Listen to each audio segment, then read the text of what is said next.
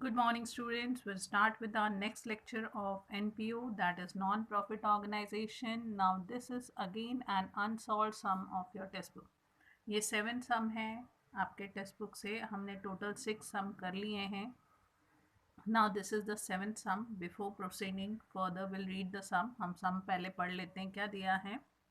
From the following receipts and payment account of KBP Engineering College, Nasik for the year ending 31st March 2019.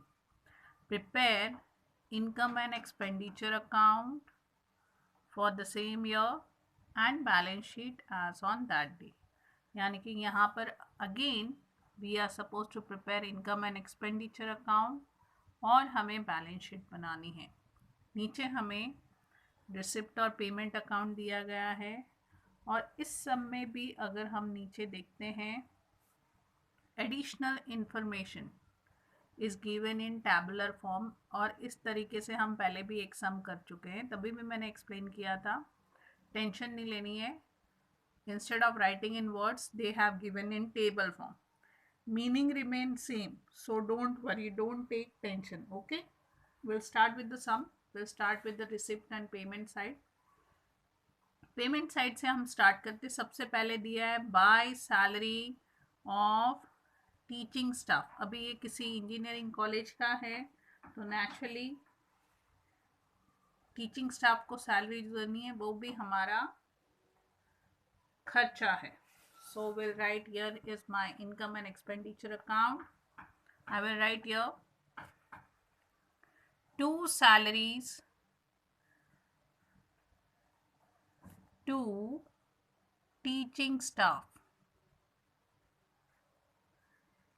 and the salary to teaching staff is 11,70,000.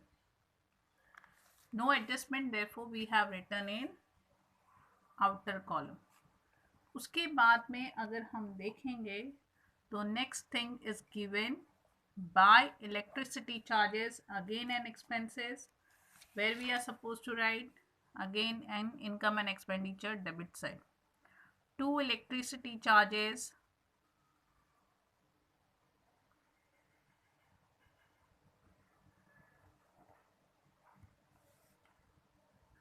and here the amount is 55,000. No adjustment regarding this, directly will write the amount in second column. अब electricity charges के बाद में अगर हम देखेंगे तो हमारे पास है बुक्स. बुक्स किसी भी ऑर्गेनाइजेशन के लिए, कॉलेज के लिए एसेट्स होते हैं. तो बुक्स ये हमारा खर्चा नहीं, ये हमारा एसेट है, तो हम एसेट में लिख के रखेंगे. अब यहाँ पर बुक्स लिखती हूँ एड परचेस्ड. कितने की बुक्स हमने परचेस की? 61,000. अभी यहाँ पर क्यों छोड़ा है? क्योंकि नीचे बैलेंस ब्रॉट डाउन दिया हुआ है. That we will write here, so I have left the space. Okay, after that if you can see the next thing we have that is furniture. ये भी वो फर्नीचर है जो हमने इस साल खरीदा है. पहले का फर्नीचर हमें दिया है तो उसके लिए भी इसके नीचे मैं स्पेस छोड़ देती हूँ क्योंकि डेप्रिसिएशन करना है इसके लिए. So I will write here furniture. यहाँ पर बैलेंस ब्रॉट डाउन लिखना है, वो बाद में लिखते हैं. रिसिप्ट और पेमेंट में जो हमने करंट ईयर में परचेस किया है वो हम पहले लिख देते हैं. That is 51,000. Okay, after that if you can see we have fixed deposit, we have stationery expenditure, so we'll write in income and expenditure. To stationery and stationery also we don't have any adjustment. I can write the amount 21,850 here. अब stationery के बाद में हमारे पास है bye fixed asset, और ये fixed asset हमने कब करवाया है? 31st मार्च 2019 यानी कि the last day of the financial year. चलिए ये भी हमारा एसेट है तो हम एसेट में लिख लेते हैं। फर्नीचर के नीचे हम लाइन छोड़ेंगे एडजस्टमेंट के लिए और फिर लिखेंगे fix deposit.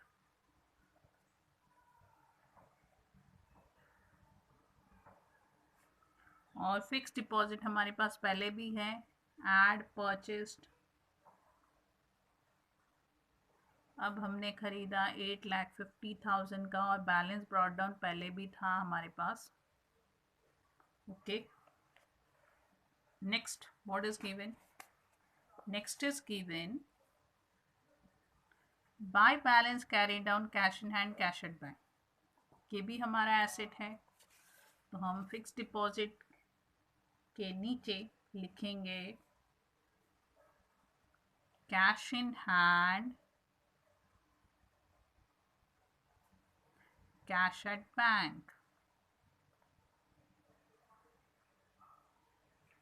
16,650, 2 lakh rupees. Okay, with this we completed our payment side. Payment side हमने कंप्लीट कर लिया है।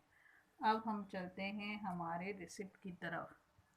सबसे पहले दिया है टू बैलेंस ब्रॉट डाउन, पढ़ो यहीं पर छोड़ दो, कहीं पर लिखने की ज़रूरत नहीं है। Next is given to interest. Interest as it is our income, we'll write in income and expenditure credit side. By interest,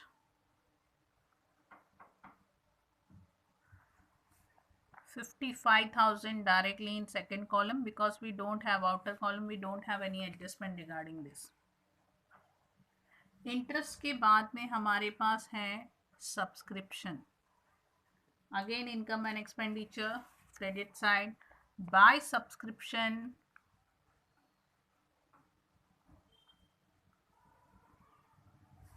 28,300 because we are having adjustment.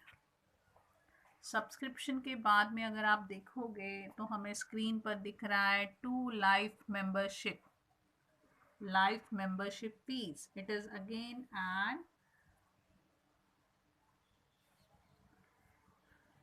Income, so will write here.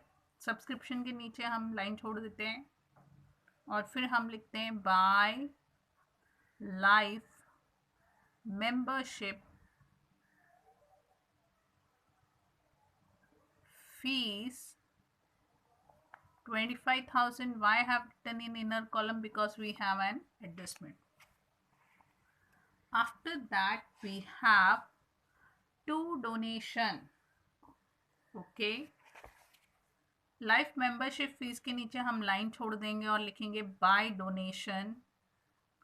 और donation also we have an adjustment, so I will write the amount in inner column 7 lakh. उसके बाद में है हमारे पास tuition fees, again an income. यहाँ line छोड़ दीजिए by tuition fees. Tuition fees we don't have any adjustment, so directly I can write the amount 12,30,000 it is, sorry. After tuition fees we have term fees. इसके बाद में हमारे पास है term fees. ये फिर से हमारा इनकम है by term fees.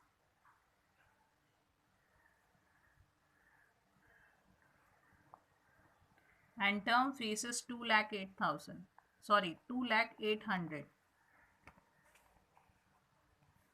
Then we have next sundry receipt, again an income, income and expenditure credit side by sundry receipt.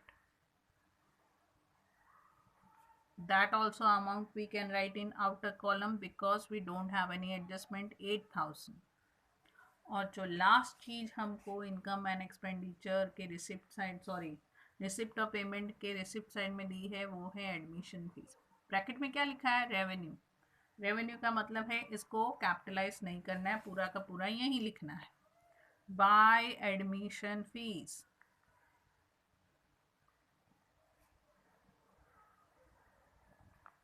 and admission fees is 60,000.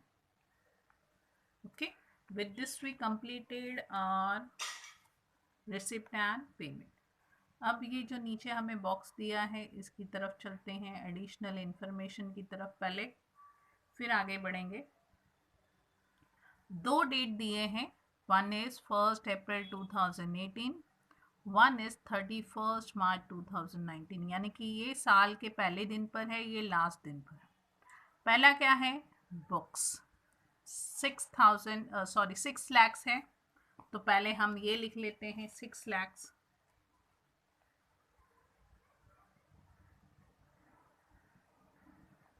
It will become 6,61,000। Sorry, दिखाई नहीं दे रहा, यहाँ पर लिखा 6 लाख, ऐड करने पर हो गया 6,61,000। अब साल के अंत में भी वो 6 लाख ही है, लेकिन हमें यहाँ पर कितना आ रहा है, 6,61,000, यानी कि जो आउटर कॉलम में है वहाँ पर हमको 6 लाख ही चाहिए, तो हमें बाकी क्या करना पड़ेगा, depreciation. How much will be our depreciation, 61,000 will be our depreciation। समझ में आया? क्या लिखा है, साल के पहले दिन भी 6 लाख थे, बाद में भी 6 लाख ही है, जो डिफरेंस है वो क्या है, हमारा डेप्रीसिएशन। 6 लाख पहले से हमारे पास बुक थे, 61,000 के हमने और खरीदे, it became total 6,61,000, but end of the year again it is 6 lakh, that means 61,000 is depreciation. Depreciation का सेकेंड इफेक्ट यहाँ पर आएगा, टू डेप्रीसिएशन। क्या डेप्रीसिएट किया हमने, बुक्स, कितना, 61,000 के लिए। अब नेक्स्ट क्या दिया है हमें, नेक्स्ट अगर आप देखोगे तो है फर्नीचर। साल के पहले दिन फर्नीचर की वैल्यू है 3,19,000। यहाँ पर मैंने फर्नीचर के ऊपर जगह छोड़ी है, वहाँ लिखूंगी 3,19,000। 51,000 का हमने और फर्नीचर परचेस किया, तो हमारे पास जो टोटल फर्नीचर हो गया है वो है 3,70,000 का। यहाँ तक समझा? अब लेकिन साल के अंत में अगर हम देखेंगे तो 3,70,000 का नहीं है, सिर्फ 3 लाख का है, यानी कि जो डिफरेंस आ रहा है वो क्या है, depreciation, less depreciation. On 31st March we have only 3 lakhs, that means 70,000 was depreciated, और ये 70,000 का सेकेंड इफेक्ट जाएगा income and expenditure debit side. क्या और डेप्रीसिएशन किया हमने, फर्नीचर 70,000, टोटल 1,31,000। दो एडिशनल इंफॉर्मेशन हमने पढ़ लिए, books, furniture. Building fund, building fund, you know where we are supposed to write, it is an liability, so we'll write in liability। Balance sheet liability side ऊपर capital fund के लिए हम छोड़ देंगे, नीचे हम लिखेंगे बिल्डिंग फंड।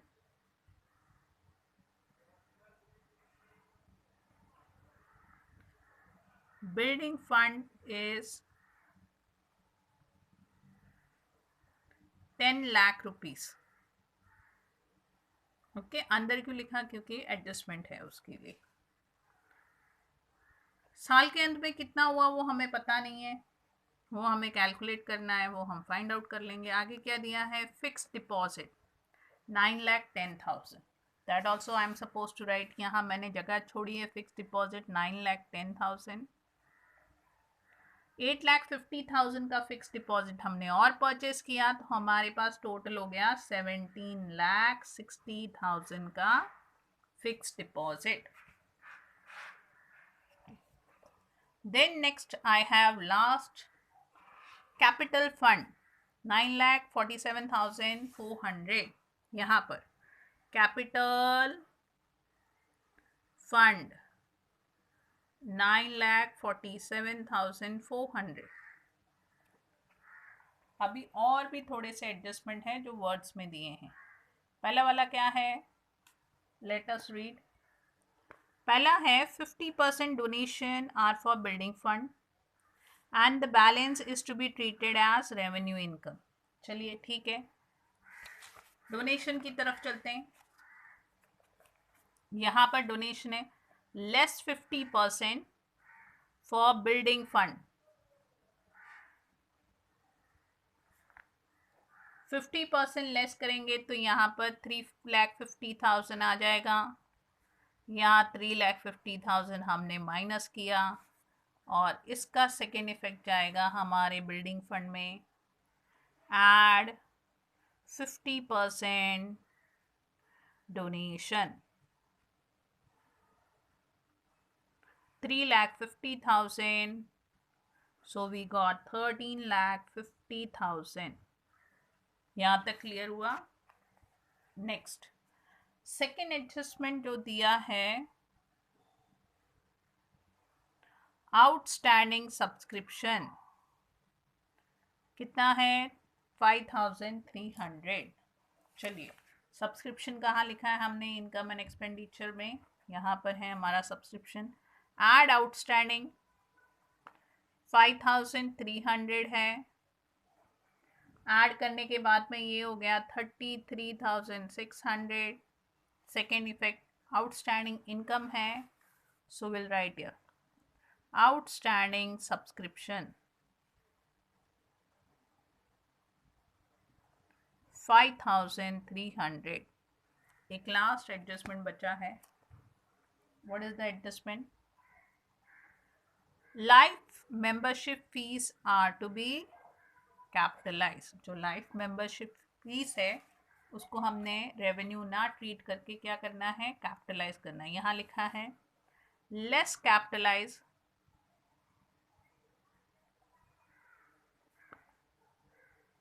पूरा का पूरा 25,000, यहाँ कुछ नहीं बचा। यहाँ पर मुझे लाइफ मेंबरशिप फीस 25,000 ऐड करना है, 9,72,400। चलिए इसके साथ में अगर आप देखेंगे तो हमने पूरा क्वेश्चन कर लिया है। अब क्या बचा है हमारा क्लोजिंग। अब देखना है कौन से साइड का टोटल हैवियर है। देखने से ही समझ में आता है our credit side is more heavier. Here we have 55,000, 33,600, 3,50,000, 12,30,000, 2,800, 8,000 and 60,000. The total is 19,37,400। वही टोटल हम यहाँ पर लिखेंगे 19,37,400, उसमें से 11,70,000, 55,000, 21,850, 1,31,000 माइनस करने के बाद में जो हमारे पास बच रहा है वो हमारा सरप्लस है, और हमारा सरप्लस है 5,59,550। The same thing should be added to our capital fund. Add surplus 5,59,550.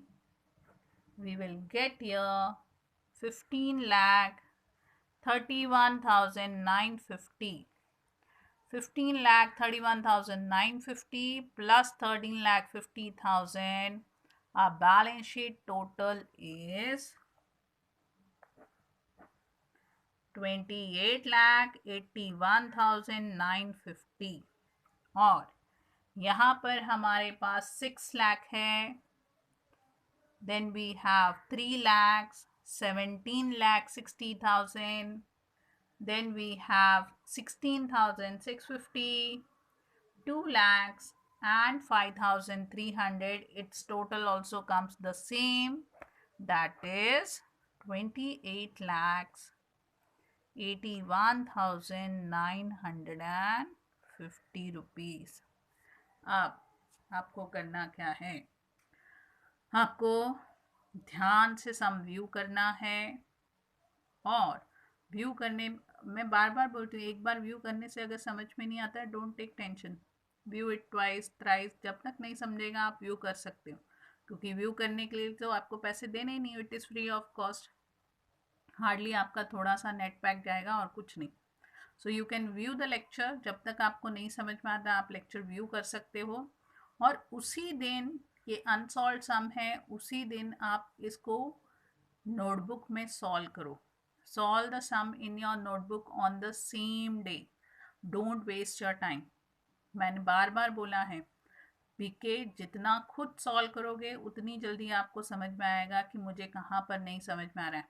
जब मैं एक्सप्लेन करूँगी आपको लगेगा it's very easy, I am understanding, but it is your duty to solve the sum on the same day in your notebook also. If you solve you will come to know how much you have understood, कितना आपको समझ में आया वो आपको तभी समझेगा जब आप सॉल्व करोगे। सॉल्व करने के बाद में जहाँ पर आपको डिफ़िकल्टी होती है आप फिर से लेक्चर को रेफ़र कर सकते हो, वहाँ देख सकते हो हमने कैसे किया है।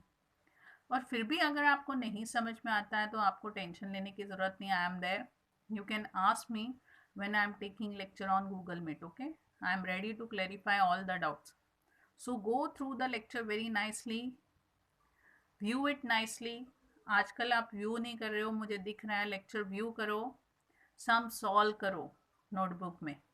Still you have doubt, most welcome, you can ask me. Take care, have a nice day.